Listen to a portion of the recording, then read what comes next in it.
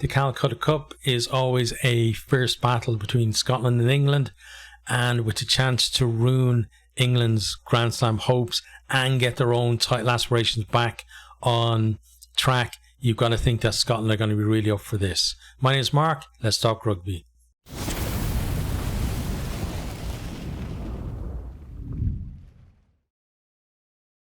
Scotland versus England. This one is on Saturday, 24th of February 2024. Kickoff is at 4:45 GMT. This is at the Scottish Gas Murrayfield in Edinburgh. And last year was England 23, Scotland 29. So Scotland winning at Twickenham last year as well. I think it's 3 in a row they've actually won in terms of Calcutta Cup match as well. So it would be a big one for Scotland to get 4 in a row out of that. But let's have a look at the two teams. So as usual, we'll just run down through them quickly, and then we'll come and have another pass over the teams. So Scotland front row is Pierre Schumann, George Turner, Xander Fagerson. The second row, Grant Gilchrist and Scott Cummings.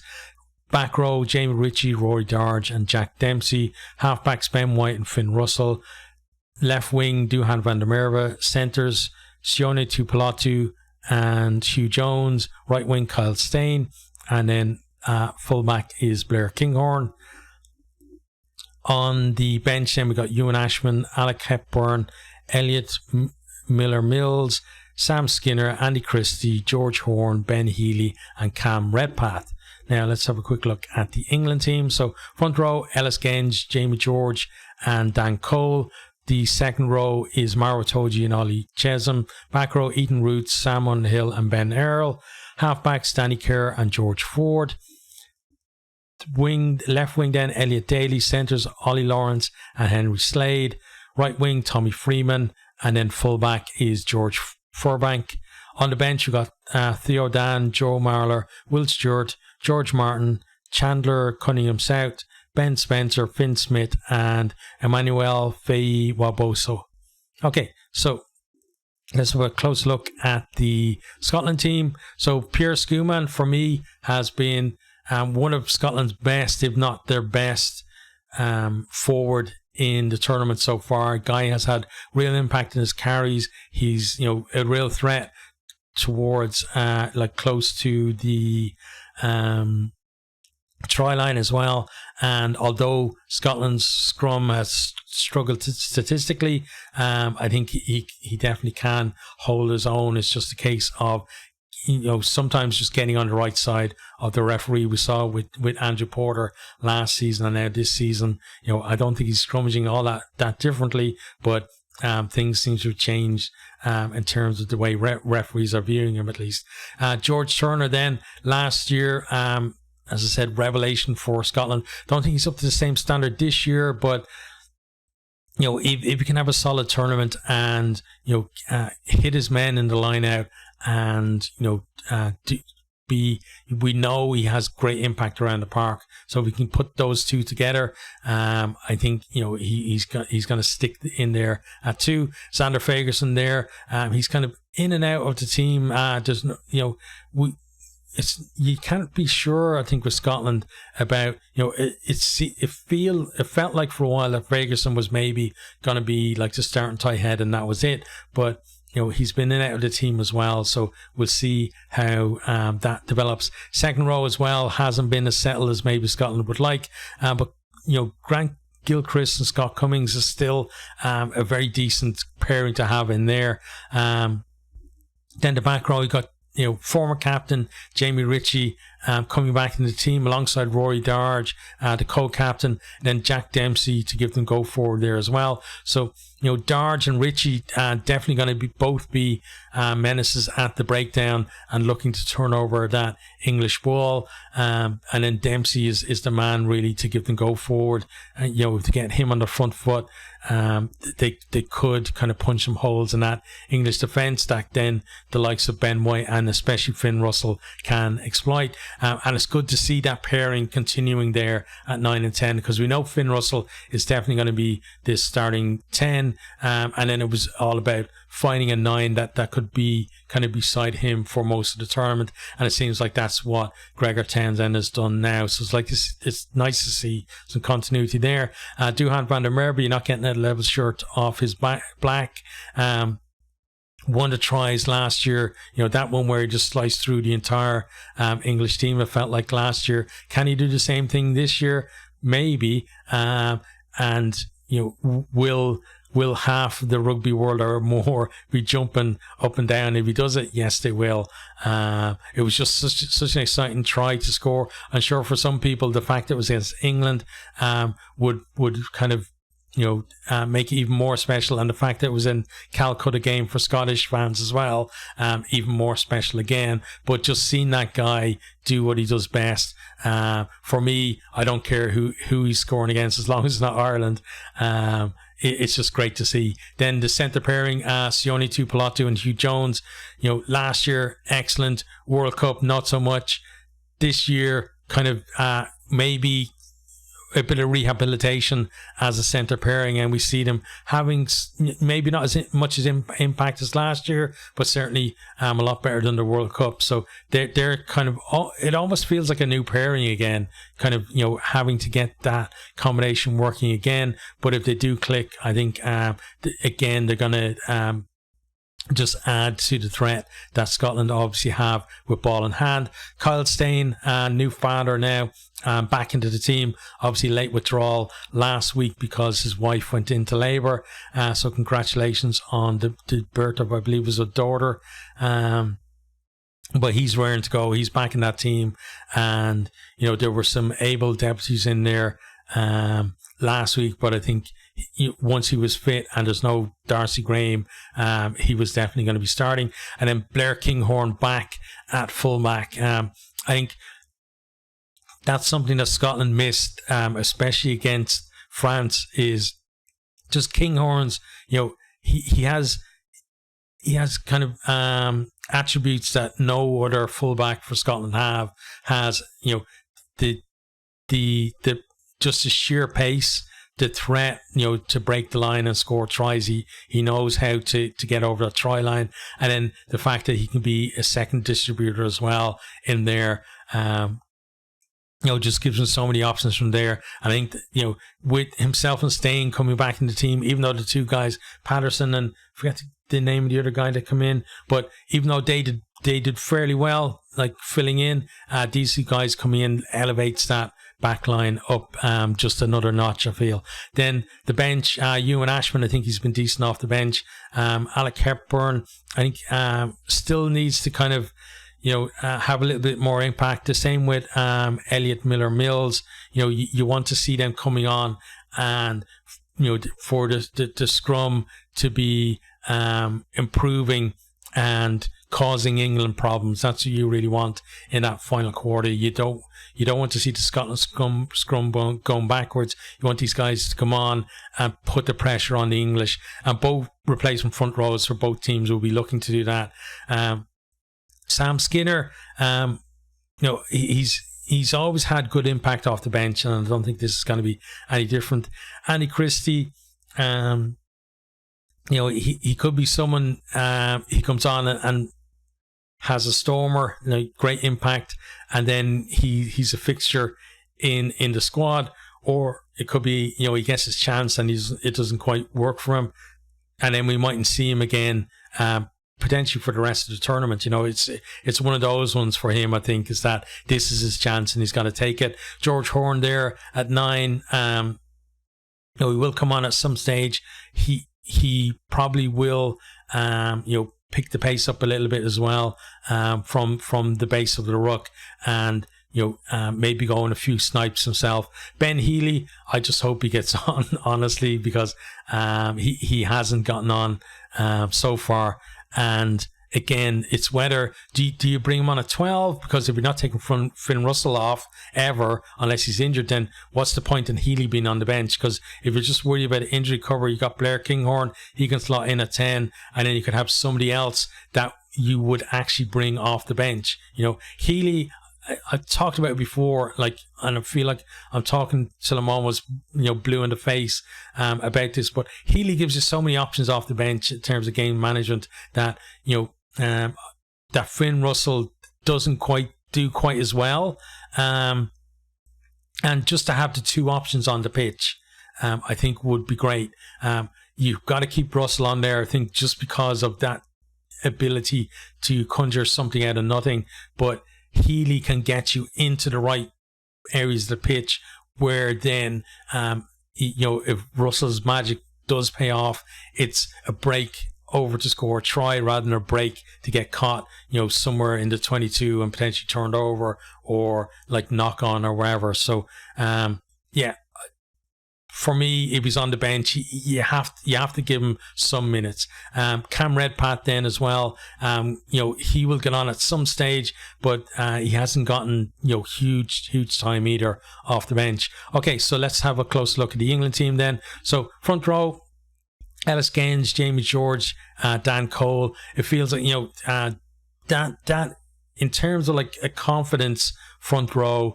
The English front row always feels like that if things go well for them in the first couple of scrums, they can look like $1 million, right? And if things go badly for them, it can be a long afternoon for them, and the replacements come on and maybe look better than them, and then that front row, other than George because he's the captain, but the props certainly could then be changed as starters for the next game.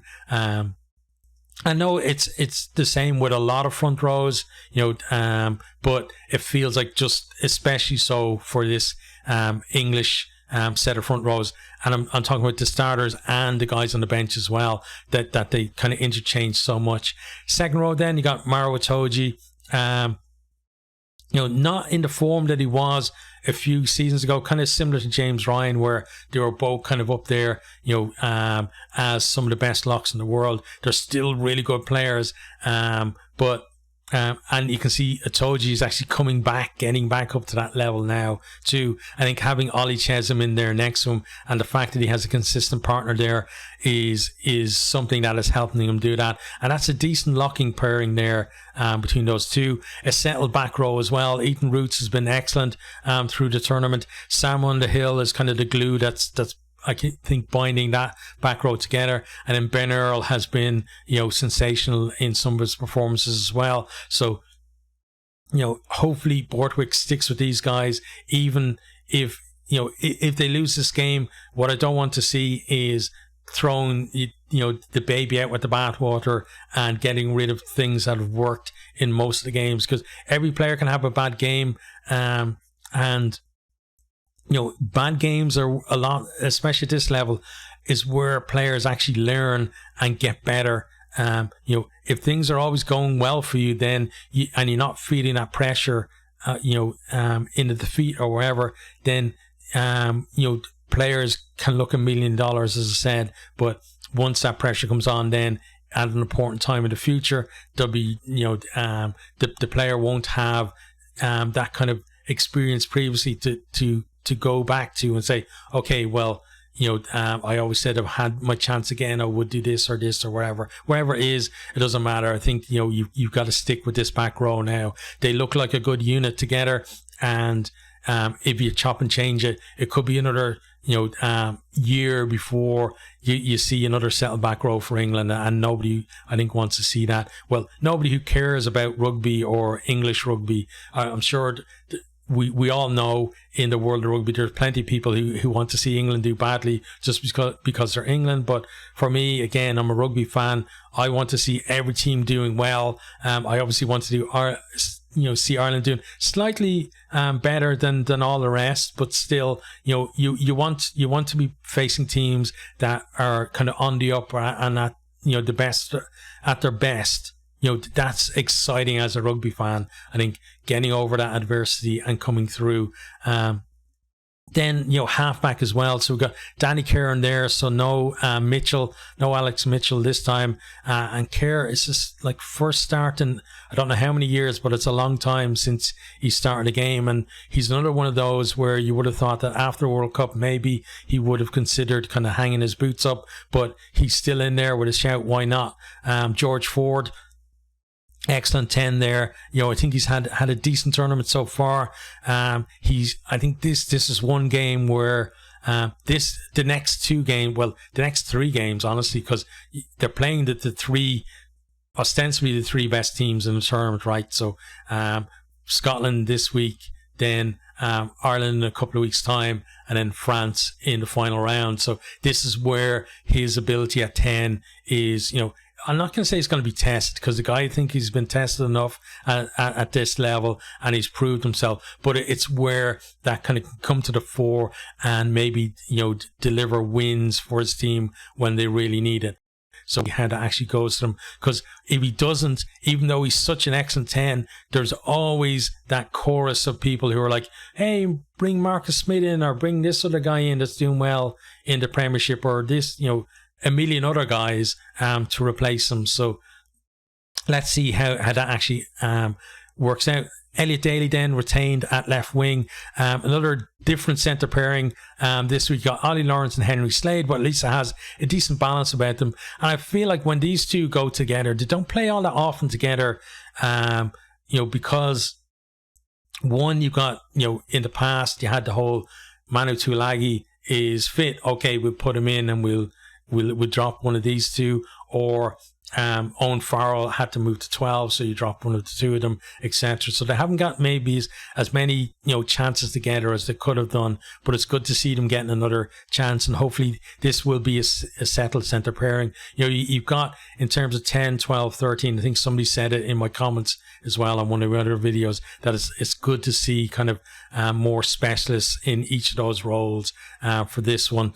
And it looks like a decent a decent combination there, and sometimes it fires and sometimes it doesn't. But I think again with England, you've got to pick a pairing and give them a run of games, even if there are some poor performances in there. You can't always be changing. Then we got Tommy Freeman, who's had a decent tournament so far without hugely setting the world alight. He hasn't had kind of an Arundel type impact, like instant impact, but still he's one of those players. I think he's on that kind of margin between being a Borthwick type player like Elliot Daly, who's just kind of has a consistent level and no huge spikes up and down, but also has an ability to produce something out of nothing as well. Then you got George Furbank there, so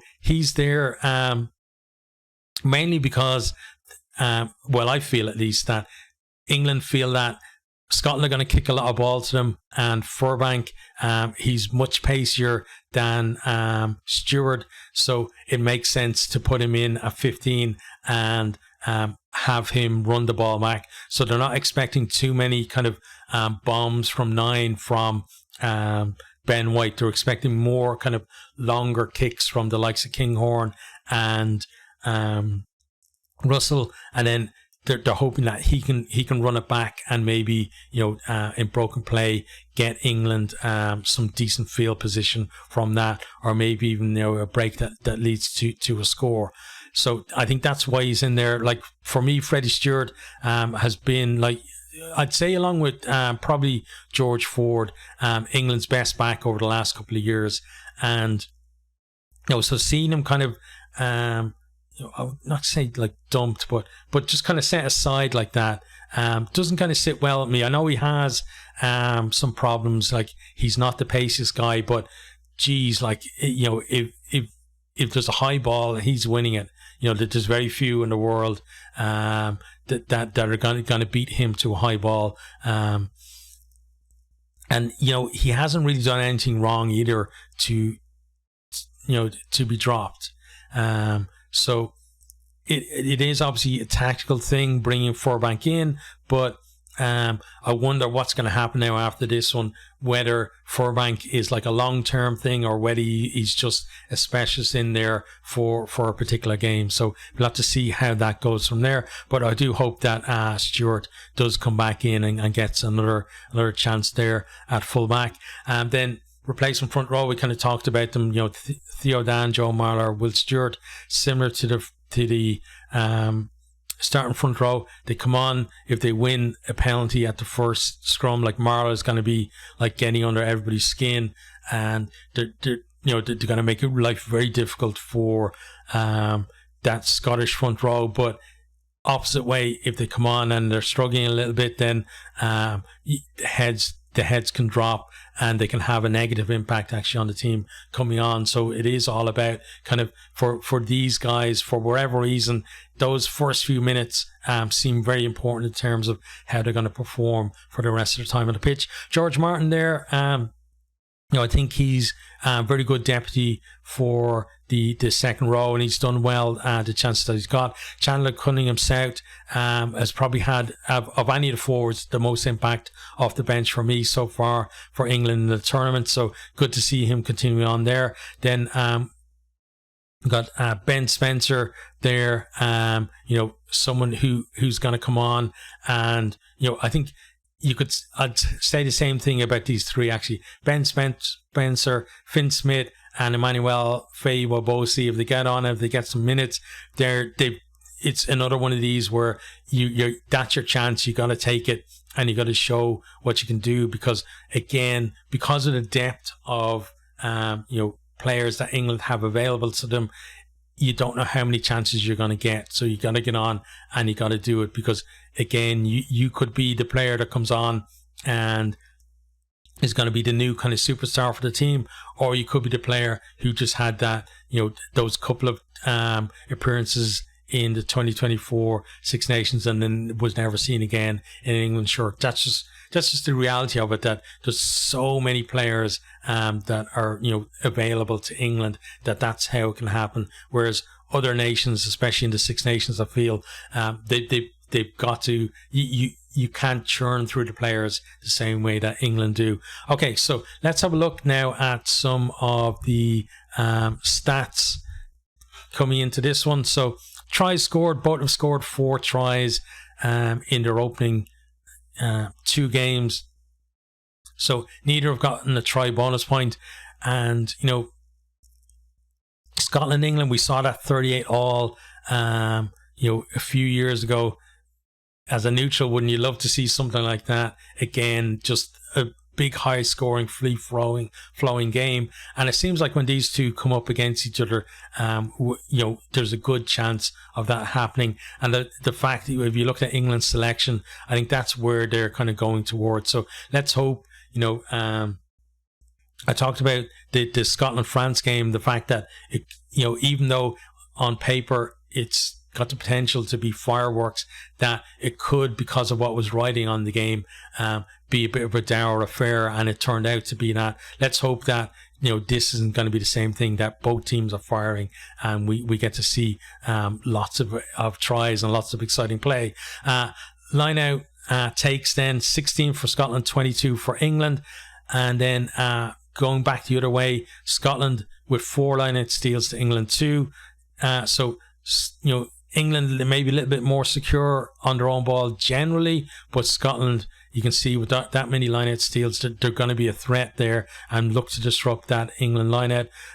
Kicks and play, then Scotland highest in the tournament with 82, and then England there with 63 are kind of mid-pack. There's a lot of teams in the 60s, but Scotland way ahead of the pack, really. I think they've got like 15 or so more kicks than I think the next place team. Then line breaks, just 8 for Scotland. I was surprised by that, and 9 for England. So neither team, like, they're both kind of towards the bottom of the line breaks in the tournament so far, but expecting the those numbers to increase a lot after this game. Meters gained then 774.6 for Scotland and 624.4 for England. So Scotland getting more meters over that gain line, and they're going to have to, I think, continue that as well in this one if they're to keep England on the back foot. Offloads then 17 for Scotland, most in the tournament, 5 for England, the least in the tournament.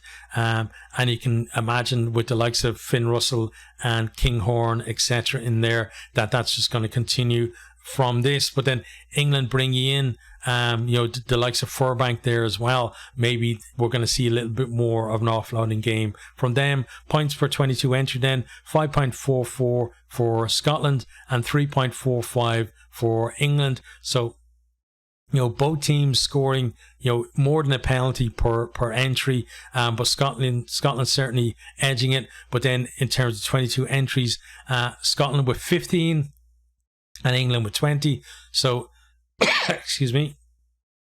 So Scotland, I think they've got to kind of get more parity in that respect in terms of getting, into England's 22 as much as they get into theirs. And obviously then if they keep their points ratio up at that point, then they should be able to go on and win the game. Final one we're going to look at then from the stats point of view is the scrum. So at the moment, the 2 worst performing scrums in the tournament doesn't mean that the 2 worst scrums in the tournament, because you can always see it only takes 1 or 2 penalties to go against you, or one kind of per setup or whatever, and it kind of skews out your stats a little bit. But at the moment, Scotland on 58.8 and England on 60%. I expect both teams to be scrumming at a higher ratio on their own ball by the end of this one. But I think it will be a competitive area between the two. We talked about the impact of the starting front rows and the bench front rows as well on this game. I think they could be one of the key areas for the win. And who do I think is actually going to win the game? So, England have won 2 from 2, and it's kind of interesting because England have been behind in their games. They're behind against Italy at halftime, behind against Wales at halftime, and in the second half they pulled it through and they come on to win. Scotland have had 2 excellent first half performances and then fell away in the second half. So against Wales, scored 20 odd points, added another 7 at the start of the second half, and then Wales scored 26 points in that second half and almost come over the top of them. Against France, they're winning, what was it, like 13-3 or something like that. And then France scored try just before half time and make it 13-10 or wherever it was going into the break. And in the second half, Scotland again edged a little bit ahead, but they only scored 3 points in that second half, and then France come over the top of them again. And it's that ability that top teams have, is that you're on the up, and then the opposition have a purple patch, and then it's that ability to get to the other side of that, and then you go again, and then you're in the ascendancy, and then you're finishing strong and being able to either pull away from them, or if they've gotten ahead of you, to claw them back and get over the top. We haven't seen that from Scotland so far this Six Nations, and this could be a game that seesaws a little bit, so they may need to produce it if they're going to win this. But I think just because of recent history, the fact that Scotland, lots of motivation obviously playing England, but I think there's going to be motivation from the way that they lost that game against France, that this is their chance now to come out and produce a performance where nobody's going to be able to, like in the last minute or the last play of the game, take that victory away from them. And I think because of that, Scotland are going to win this one. But I expect, again, both teams to play some exciting attacking rugby. Fingers crossed I'm right.